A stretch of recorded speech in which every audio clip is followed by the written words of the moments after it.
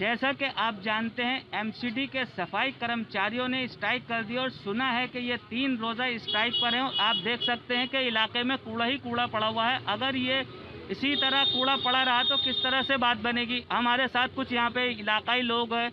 मंसूरी बिरादरी के सदर हसनैन अख्तर साहब मौजूद हैं। हम इनसे जानना चाहते हैं, इस बारे में बताएं कि सफाई कर्मियों को तनख्वाह नहीं मिली, वो स्ट्राइक पर चले गए। ये मसला एमसीडी और बीजेपी दोनों का है।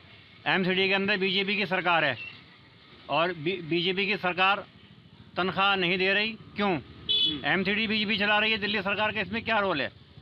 ये दोनों एक दूसरे पे इल्ज़ाम लगा रहे हैं कि उसने इतने का घोटाला करा, उसने इतने का घोटाला करा।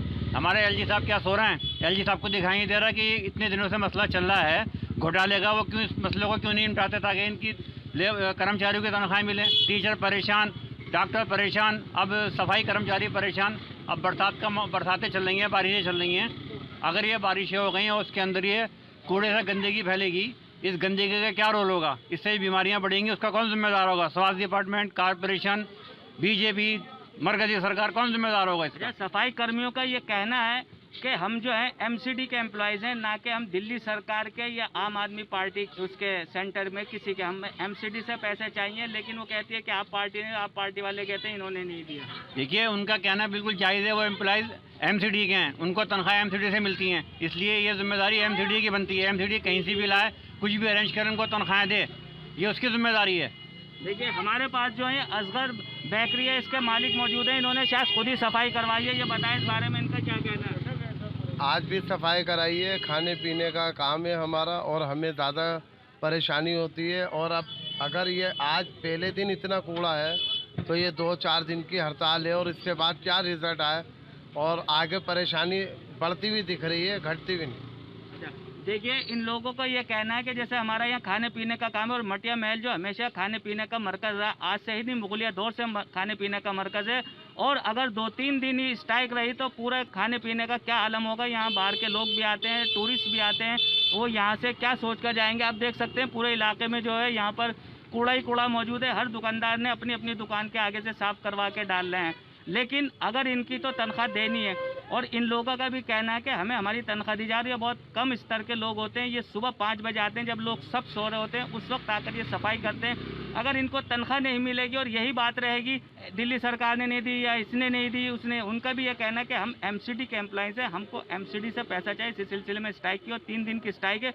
अगर 3 दिन में इनका ये नहीं मिला तो कूड़ा और बढ़ता रहेगा। क्या हाल होगा दिल्ली का ये तो आप जान सकते हैं। जैसे एक बार पहले हुआ था कि सड़कों पर कूड़ा ही कूड़ा नज़र आ रहा था और कूड़ा जाएगा कहाँ? कूड़ा ये उठाकर एक तरफ डालते हैं, ये यहाँ सड़कों पे पड़ा रहेगा। इसमें जो बीमारी फैलने का भी खतरा है, क्योंकि बरसात भी चल रही है। बरसात के मौसम में आमतौर से बीमारियाँ बहुत पड़ती हैं। हमारे साथ सामाजिक कारकुन खाकसार शफीक साहब मौजूद हैं। हम इनसे जानना चाहते हैं कि आखिर इस मसले में कब तक चलता रहेगा जब तक सफाई कर्मियों को तनख्वाह नहीं मिल रही। और यह और भी डॉक्टर्स हैं जो कोरोना की वजह से जिन्होंने अपनी महामारी में जूझते हुए लोगों की सेवा की, उनको किसी को तनख्वाह नहीं मिल रही। आखिर ऐसा कब तक चलेगा?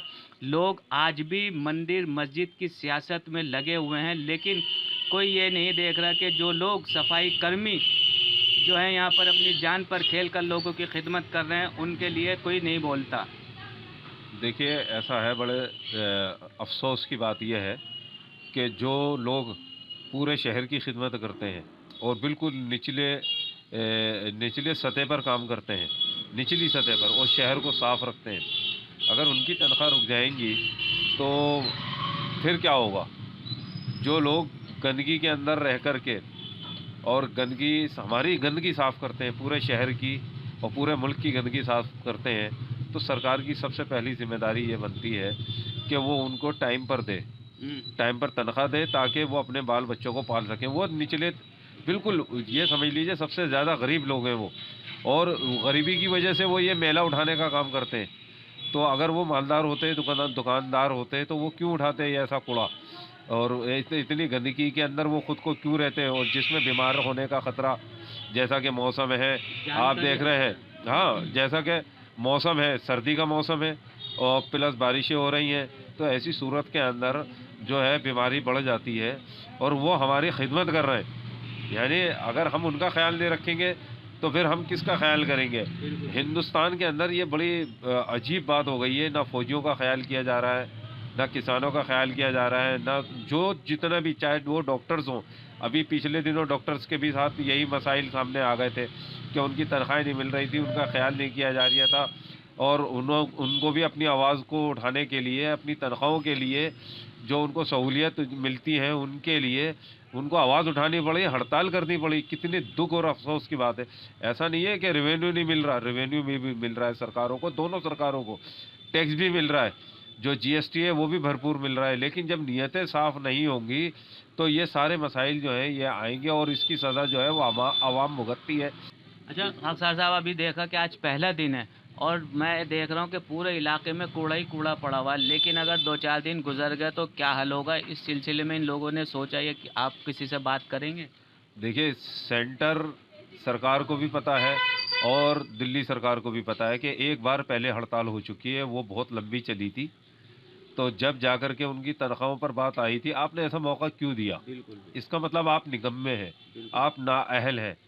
अब हमारी तो वो पोजीशन है नहीं, लेकिन फिर भी मैं कहता हूँ ऐसे लोगों को हुकूमत में रहने का बिल्कुल भी 1 मिनट के लिए हक नहीं है, कि जो अपने स्टाफ को, जो अपने कुलिक को, जो अपने जिनके ऊपर वो डिपेंड करते हैं, अगर वो उनका भी ख्याल नहीं कर सकते तो फिर ऐसे लोगों को बिल्कुल रहने का हुकूमत में कोई हक नहीं है। कि देखिए, तीनों पार्टियों ने चांदनी चौक के हनुमान मंदिर के ऊपर सियासत की। एक दिल्ली के केजरीवाल साहब हैं, वो हनुमान भक्त हैं, और आज ही रात में वो दरख्त भी, जिस दरख्त को बुनियाद बना करके हनुमान के पहले वहाँ मूर्तियाँ रखी गई, फिर मंदिर बनाया गया। ये तो एक पुरानी परंपरा रही है, ये पुराने ये चक्करबाजियाँ रही हैं। लेकिन मैं ये कहता हूँ कि ये तीनों पार्टियाँ सियासत कर रही हैं। अरे, तुम्हें इन लोगों का ख्याल नहीं है जो मुल्क की खिदमत कर रहे हैं? मुल्क की खिदमत करने वालों का आपको कोई ख्याल नहीं है। आपको तो सिर्फ लोगों के जज्बात को भड़काना है, चाहे वो कोई भी पार्टी हो। तीनों पार्टियों ने, हैरत की बात यह है कि ऐसा कोई भी काम नहीं किया, और अगर कोई और जगह होती तो अब तक वो पता नहीं कितना बवंडर कर दिया होता। चूंकि ये तीनों पार्टियां इसमें शामिल है, चलो एक बार को कांग्रेस को निकाल दो, लेकिन आम आदमी पार्टी और बीजेपी तो शामिल है। तो अब ये देखिए, ये इनको शहर का ख्याल नहीं है, इनको मतलब एक इशू का ख्याल है कि हम लोगों के जज्बात भड़काएं और उससे वोट हासिल करें। देखिए, ये थे हमारे साथ खाकसार साहब। इन्होंने बहुत अच्छी बात बताई है कि जो लोग अपने कर्मचारियों का, जो भी उनके अंडर, जो भी उनके अधीन आते हैं, अगर उनको तनख्वाह तक नहीं दे सकते तो उनको जो सत्ता में रहने का कोई भी हक नहीं है। दिल्ली से इमरान। सियासी तकदीर यूट्यूब चैनल को सब्सक्राइब करें और बेल आइकन पर क्लिक करें ताकि आपको सबसे पहले खबरें मिलती रहें।